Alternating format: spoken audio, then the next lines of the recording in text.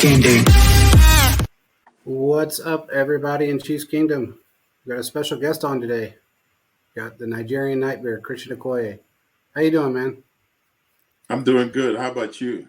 You know what? I'm okay. I'm not doing too bad. I read Good. part of your book, and that's what we're here to talk about, everybody. Christian's got his book out, and I met him in 1989 or 90 for the first time, and I know a lot about him, but I didn't know some of the stuff. And I got to tell you, it was eye-opening to say the least. Yeah. And I mean, just the first, not even the foot. I mean, I know the football because I was there and I saw a lot of what you did, but the stuff from home is what got me the most. Yeah. From your home. I mean, that kind of really brings a lot of things into perspective. And I was pretty astounded, to be honest with you. The stuff you went through was amazing. I mean, and you're who you are today. And that part is unbelievable, in my opinion. Tell us a little bit about it. Tell us what made you decide to write a book. Well, people that know me started asking me that I should write a book. People that know my story, and they've been telling me this right after I retired from football, and I've been kind of resistant because I didn't know where to start. Yeah. I started with a guy in Kansas City, and he helped me write some of it. Put together something that after I read through it, I didn't really like it because it didn't capture the details of what my life was all about. Yeah. So I found somebody else who, I liked very much. This guy, Greg Hanlon, he wrote Eric's book and he wrote a bunch of other sports personalities books. So I figured that he would be a good guy to go with. And he and I talked. We talked almost every day. And this book was born. It's crazy, man. I mean, I got to tell you, there's a caption in there when you were young, and you and your 9-year-old brother went to visit your 14-year-old brother. And what you went through, I mean, just blows my mind. I mean, it's pretty amazing that, well, first of all, I don't want to give anything away about the book, but this part I do want to talk about really quick because it tells you how bad things were when they assumed that a 7-year-old and a 9-year-old are working for the government and you're spies. Yeah. That tells you a lot. So I was blown away.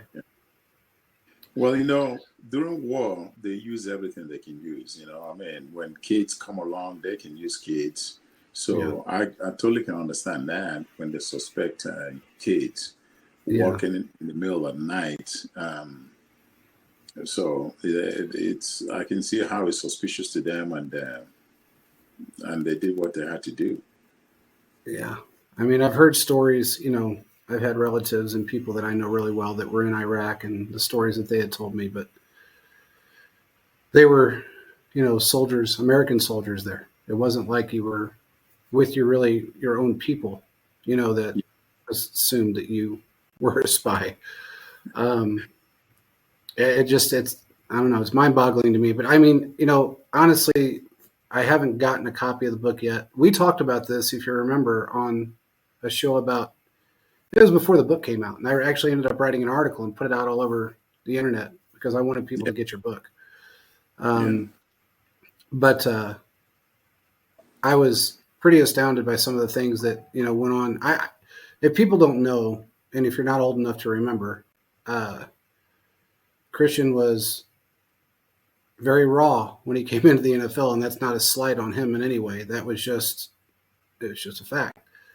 And when I got to sit, and I was lucky enough to sit there on the field and watch him practice, it was unbelievable. I mean, to say the least, what he could do.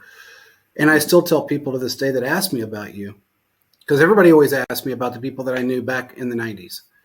Yeah. And I'd tell them, the first time I met him, or I actually got a visual of him. I was sitting next to Derek Thomas, and you came running out on the field, and you had this white cut off, it looked like what Armor All looks like now. I said, "Who the hell is that guy?" And Derek goes, "That's Christian." And I said, "My ass." And he goes, "No, really, it is." And I said, "There's no way that's the guy that ran a 4.47." And he goes, "Wait till he gets going." And you took off running, and I was like, "Oh my God, whoever he hits is going to get hurt." I mean, it's just going to get hurt, you know. But you were just a different guy, and that's what people, I think, don't realize about you, is that you're a totally different person than you were on the field. And people ask me all the time, was he like really aggressive and mean? I said, hell no. I said, he was one of the nicest people you'd ever meet. And they said, really? And I said, yeah, he was like just an everyday guy, but nicer. I said, he's not like the people that you just run into that are, you know, giants and portray that huge persona. I said, he was just a big, nice guy. And nobody would really believed it. You know, they never thought that was true. But then, you know, in your book, it portrays exactly what I would tell everybody for the last 30 years, is that's who you were. You were just this nice guy, that unassuming guy, very humble guy that nobody really would think that could go out on a football field and do the things that you did, and then walk off the field and be just a normal everyday guy again. You know, it was different. You were a different guy. So your book's been out since, I think, the 5th of November now, right? Yes, about a month. About a month now, right? Is it doing pretty good? I mean, is it how's it going? From what I see, it's doing pretty good. You know, I've kind of looked it up, you know, on certain, like Amazon's doing really well with it. I want people to really understand, if you want to know and I had a couple of really quick questions too. So I know Tom Ali really well, and he's been on the show, and he's from Liberia. And I think people get a lot of this confused. You know, they don't understand the difference between where you're from and where he's from. And it's strange, because you think they would understand that, you know, if they had any history knowledge. I understand that, you know, I mean, a lot of people just don't follow it. But can you explain the difference between the two to people? Because I don't think they really get it. Well, Liberia is it's a country of its own, and Nigeria is also a country of its own, where Nigeria is in West Africa, and man, if I can get this correctly, I think Liberia is also in West Africa, but you're right, it is, yeah. Yeah, it's just separate countries, and but abroad, like in America, of course, we're brothers, you know, because we have similar cultures, and you know, everything we actually speak, you know, alike. Our personalities and you know, the way our mannerisms are very, you know, similar. Yes. You know, so we're all the same, I think. Was there? I didn't. And I know Tamba grew up. You know, he's been very public about it, and he talked to me about it too. But he grew up very poor. I don't know their situation as far as like war and everything that they went through compared to what you went through. But I know you went through a lot. Yeah. I mean, your childhood was. I mean, if anybody that grew up here had to grow up the way you did, I don't know I don't know how many people could handle it. I really don't. That's not something that you just see every day. Yeah. So, I don't know what he went through as far as, and I don't know if they had war issues there. I really don't. I know they had internal, like civil style stuff, and you went through civil war. But I was curious about that, because I don't know I don't know the difference. I've never been there, so I don't know the difference between, you know, any of it, to be honest. So yeah, I think it's similar. You know, I think it's similar. Nigeria is probably a little more developed. Nigeria has more population. In Nigeria is a lot. You know, we are nearing about 300 million people. Holy God! Wow. Yeah. The size of Nigeria is the size of Texas. You see, so and there's a lot going on in Nigeria. It's getting better and better every day. That's a lot of people in the state, like in a place the size of Texas, though. Yes, it's a lot of people. Yeah, Yeah, and it's got to be really crowded. I tell people that Lagos is as big as Mexico City, New York, or even Tokyo, and have as many people in it. you know, Yeah, yeah. that's pretty insane. Now, tell people. People have asked me about it, and I already knew, but you love goat. That's one of your favorite things. Yeah, we eat goat. Goat is one of our, you know, our go-to meat. Um, in America, people don't like goat that much. They like beef, Yeah, But in Nigeria, in Africa, I think goats are easier to raise than cows. You see, yeah, if you go to a family might have like 4 or 5 goats, and the female just gives birth every now and then, and you have a steady supply of meat. And during Christmas they'll slaughter one, yeah. because one for celebration and stuff, and sometimes even birthdays and things like that. So I think, the reason why we prefer goat more is because small families can raise their own. You Yeah, see, yeah. yeah, and That, chicken too. yeah, that makes a lot of sense. Yeah, I've never had goat. I've had lamb. I'm not a big lamb fan. I don't know if they're it's the same. it's Um, similar. and it may look. I only had it once, and it's kind of crazy. Somebody, what at a function. I think actually, weirdly enough, I think it was a Chiefs function back in the day, and somebody said, "Do you want lamb chops?" Okay, I never had them before. Yeah, And I wasn't a fan. Now it could have been the way it was cooked. I have no idea, but I just wasn't a fan of it. But then I eat other things that people don't like.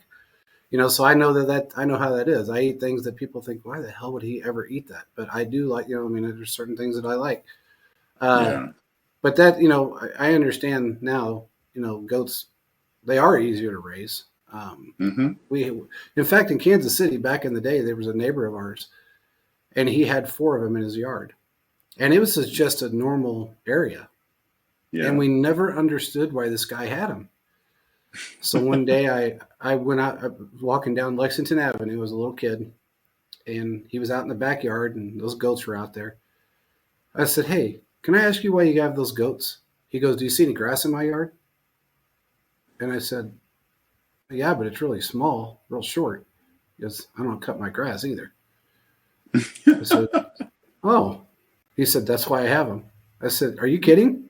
He said, "Nope." I mean, from my childhood, every time I walked by, that's what was in this guy's yard was 4 goats, Yeah. and I never understood it. But that was when he finally told me. I thought, oh, okay, that makes sense. You don't have to cut your grass. I guess that's what you want to do. That um, is. it's crazy.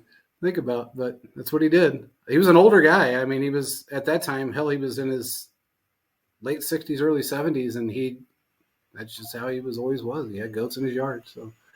Yeah. Uh, so tell everybody where you can get this book at, because that's huge. I mean, I want people to Yeah. buy this book.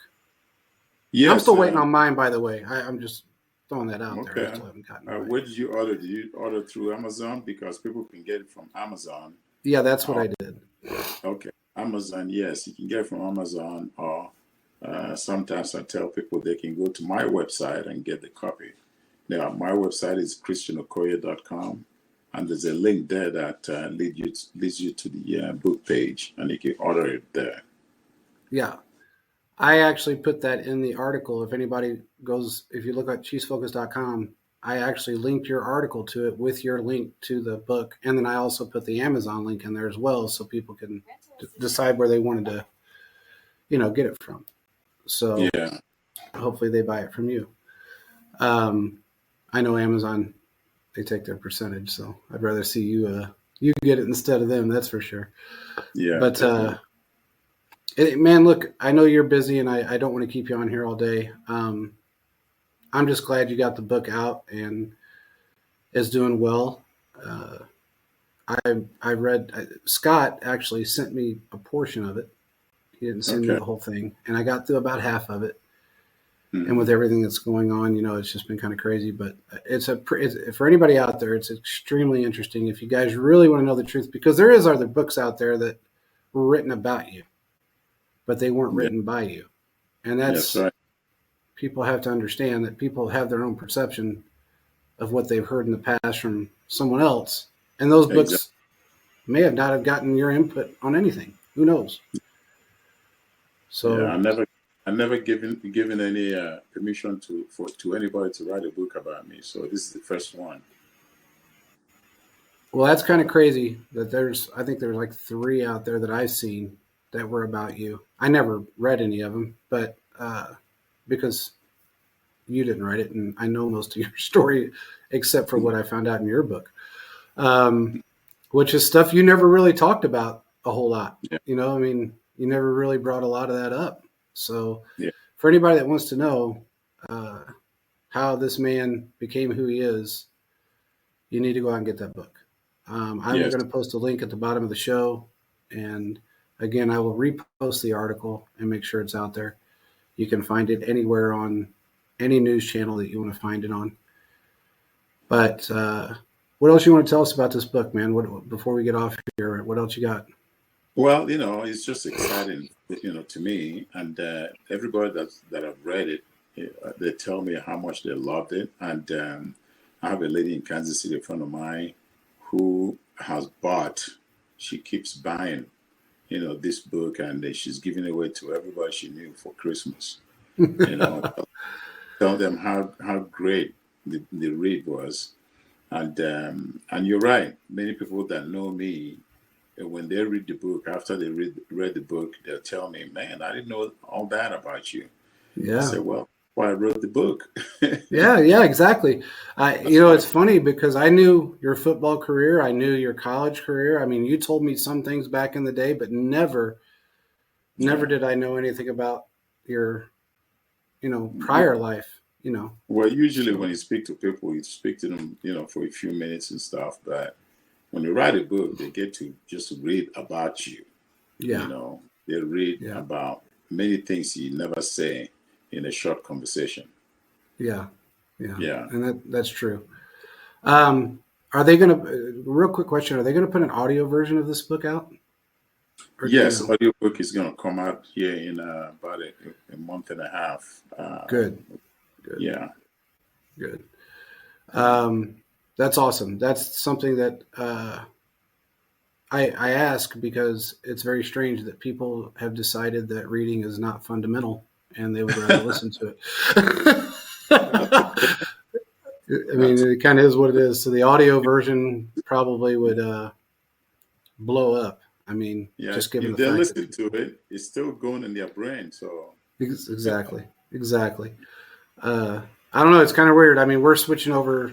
She's Focus is going to switch over to mainly audio articles because people just don't read like they used to. hmm, But I'm glad it's yeah, coming out in an audio version, and I think that'll boost everything for you too. yeah. Well, man, Thank, I know you're busy and you got your daughter coming home soon, and I don't want to yeah, keep you too long. But I am glad that you had the time to come on the show. And again, for everybody out there, when you listen to the show later on, make sure you go on and pick this book up. Go to christianokoye.com. Check it out on Chiefs Focus. If there's a page there, you can go to Amazon. I'm sure it's in a million other places, but it's definitely worth your while to pick up that book and read it. So, with that being said, really appreciate you coming on, man. I'm going to call you later on, and we'll talk about a little bit, and we'll see how it goes later on. But I can't wait until the audio version comes out, just specifically for you, mainly for you, not for everybody else, but for you, because that'll just push it really hard. yeah. Uh, we'll talk to you guys here pretty soon. Peace out. All right, JB. Take